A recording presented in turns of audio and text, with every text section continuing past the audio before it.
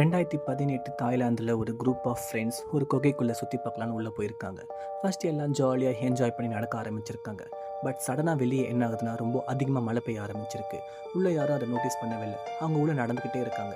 போக போக தான் தெரியுது உள்ளே கொஞ்சம் கொஞ்சமாக தண்ணி வருதுன்னு. அதை பார்த்ததும் பயந்துட்டாங்க. ஸோ அவங்க வெளியே போக பார்த்துருக்காங்க, ஆனால் வெளியே போக முடியல. ஏன்னா என்ட்ரன்ஸில் ரொம்ப அதிகமாக தண்ணி வர ஆரம்பிச்சிது. ஸோ வேறு வழியே இல்லாமல் திரும்ப குகைக்குள்ளே நடக்க ஆரம்பிச்சிருக்காங்க.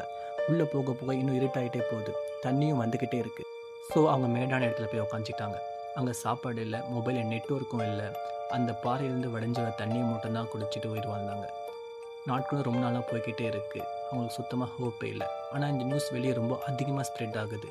கடைசியாக கண்டுபிடிச்சிட்டாங்க இந்த குகையில் தான் இருக்காங்க அப்படின்ட்டு. ஆனால் அவங்கள ஈஸியாக காப்பாற்ற முடியல. ஏன்னா அந்த குகையில் இன்னும் தண்ணி அப்படியே தான் இருக்குது. ஸோ ரெஸ்கியூ டீம் என்ன பிளான் பண்ணாங்களா, டைவர்ஸை உள்ளே அனுப்பி ஒவ்வொருத்தரும் கூட்டு வரலான்னு அப்படின்னு பிளான் பண்ணாங்க. ஆனால் அதில் என்ன பிரச்சனைனா உள்ளே இருக்க யாருக்குமே ஸ்விம்மிங் தெரியல. ஸோ மைக் ஊசி போட்டு தான் வெளியே கொண்டு வந்தாங்க. கடைசியாக எல்லோரும் 17 நாள் கழித்து தான் வீட்டுக்கே போனாங்க.